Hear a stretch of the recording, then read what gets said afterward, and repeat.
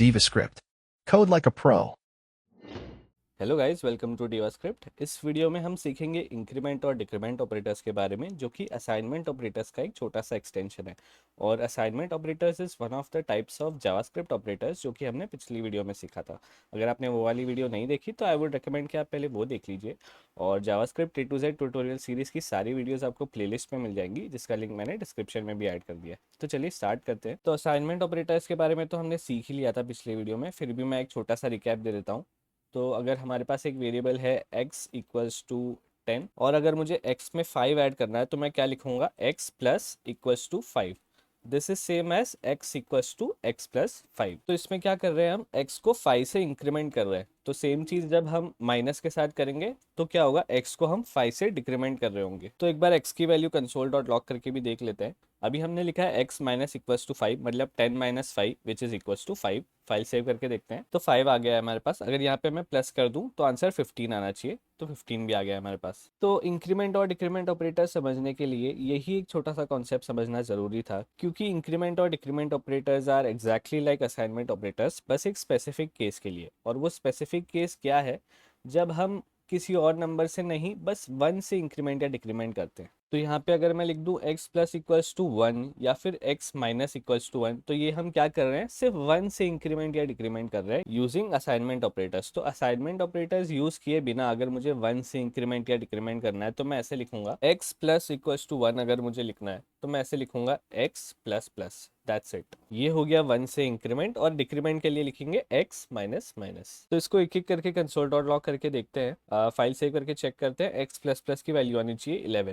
11 आ रहा है हमारे पास। अब इसको कमेंट कर देते हैं। अब देखते हैं x माइनस माइनस की वैल्यू, फाइल सेव करके चेक करते हैं, जो कि 9 आ रही है। तो जब आपको किसी वेरिएबल को 1 से इंक्रीमेंट करना है तो आप लिखोगे x प्लस प्लस, और किसी वेरिएबल को आपको 1 से डिक्रीमेंट करना है तो आप लिखोगे x माइनस माइनस। अब इसमें भी हमारे पास दो टाइप्स के ऑपरेटर्स होते हैं, एक होता है पोस्ट फिक्स, एक होता है प्रीफिक्स। तो ये जो हमने सीखा वो था पोस्ट फिक्स। तो पोस्ट फिक्स में क्या होता है, जो ऑपरेटर है उसको हम वेरिएबल के बाद लिखते हैं, जैसे कि x plus plus x minus minus. तो ये क्या सिग्निफाई करता है, ये सिग्निफाई करता है कि ऑपरेशन जो है वो वेरिएबल यूज होने के बाद होगा। इसको मैं आगे अच्छे से समझाता हूँ, पर अभी के लिए थोड़ा डेफिनेशन देख लेते हैं कि पोस्ट फिक्स और प्रीफिक्स होता क्या है। तो पोस्ट फिक्स में ऑपरेशन कब होता है, वेरिएबल यूज होने के बाद। तो फिर प्रीफिक्स में क्या होगा, हम ऑपरेटर को वेरिएबल के पहले लिखेंगे, जैसे कि प्लस प्लस एक्स और माइनस माइनस एक्स। तो इसका मतलब ये है कि वेरिएबल यूज होने से पहले ही ऑपरेशन हो जाएगा। तो इसको भी एक एक करके कमेंट करके चेक करते हैं कि इसका आउटपुट क्या आ रहा है। प्लस प्लस एक्स का आ गया 11। अब हम देखते हैं माइनस माइनस एक्स का, इसका आउटपुट आ गया 9। तो इन दोनों में अब एक्चुअल में डिफरेंस क्या है, क्योंकि आउटपुट तो सेम ही आ रहा है। और जब हम बोल रहे हैं कि पोस्ट फिक्स में जो है ऑपरेशन वेरिएबल को यूज करने के बाद होता है, और प्रीफिक्स में ऑपरेशन वेरिएबल को यूज करने से पहले होता है। तो फिर वेरिएबल यूज होने का मतलब क्या है, कि जहां पे भी हम वेरिएबल को मेंशन कर दे वहां पे वेरिएबल यूज हो गया है। जैसे कि हमने पोस्ट फिक्स में x प्लस प्लस लिखा था, तो हमने वहां पे वेरिएबल को मेंशन कर दिया था, तो वेरिएबल वहां पे यूज हो गया है।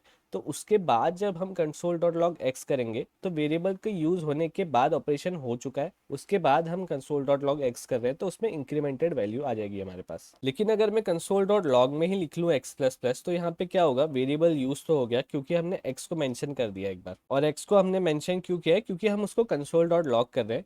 लेकिन हमने x प्लस प्लस लिखा है, x प्लस प्लस मतलब इंक्रीमेंट ऑपरेशन होना चाहिए, लेकिन ये पोस्ट फिक्स ऑपरेटर है। इसका मतलब ये है कि वेरिएबल यूज होने के बाद ऑपरेशन होगा। तो console dot log x plus plus की वैल्यू क्या आनी चाहिए, 10 ही आनी चाहिए। तो इसको फाइल सेव करके भी देख लेते हैं, आंसर आ गया 10। अब जैसा कि मैंने बताया था कि वेरिएबल यूज होने के जस्ट बाद इंक्रीमेंट हो जाना चाहिए, तो अगर नेक्स्ट लाइन में हम कंसोल डॉट लॉग एक्स करते हैं तो यहाँ पे 11 आना चाहिए। फाइल सेव करके देखते हैं, आंसर आ गया 11। अब इसके लिए आपको नेसेसरीली नेक्स्ट लाइन में जाने की जरूरत नहीं है, आप सेम लाइन में भी देख सकते हैं। जैसे कि यहाँ पे मैंने कॉमा लगा के x लगा दिया, तो इसका भी आउटपुट सेम लाइन में 10 और 11 आ जाएगा। अब यहाँ पे भी अगर मैं प्लस प्लस डालूँ तो भी आंसर 10 और 11 ही आएगा। तो फिर से अब x की इंक्रीमेंटेड वैल्यू देखने के लिए हमें x को मेंशन करना पड़ेगा, मतलब x को कहीं ना कहीं यूज करना पड़ेगा। तो यहीं पे मैं एक और x डाल देता हूँ। फाइल सेव करके देखते हैं, तो अब आ जाएगा हमारे पास 10, 11 और 12। अब देखते हैं कि प्रीफिक्स में क्या होता है।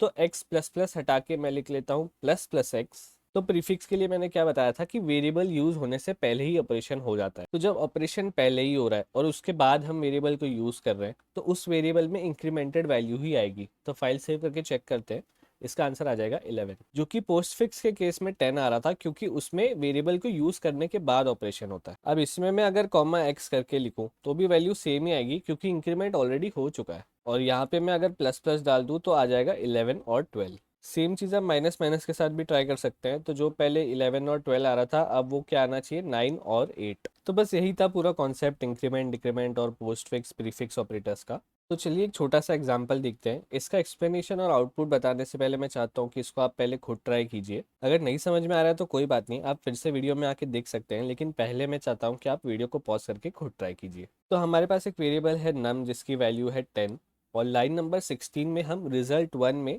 नम प्लस प्लस प्लस 5 को स्टोर कर रहे हैं। नम प्लस प्लस क्या है, पोस्ट फिक्स इंक्रीमेंट ऑपरेटर है जो नम पे लगाया है। इसका मतलब ये है कि यहाँ पे तो इंक्रीमेंट नहीं होगा, तो रिजल्ट 1 में क्या आ जाएगा, नम प्लस 5 विच इज 15।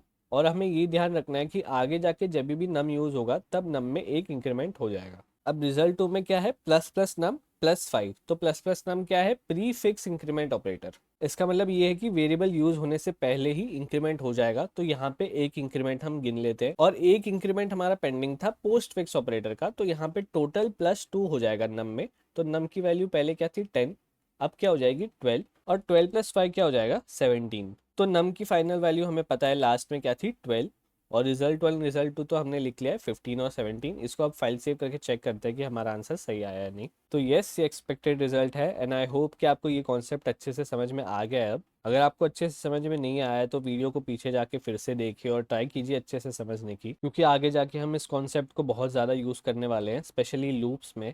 तो आगे बढ़ने से पहले मेक श्योर आपको ये वाला कॉन्सेप्ट अच्छे से आता है। तो आज के लिए इतना ही। आई होप आपको सब कुछ अच्छे से समझ में आ गया। अगर आपको वीडियो अच्छा लगा तो लाइक कर दीजिए, कोई डाउट हो तो आप कमेंट कर सकते हैं, और आपके और भी दोस्त जो जावास्क्रिप्ट सीखना चाहते हैं उनके साथ ये वीडियो शेयर भी कर दीजिए। मिलते हैं नेक्स्ट वीडियो में, तब तक के लिए कीप कोडिंग कीप लर्निंग।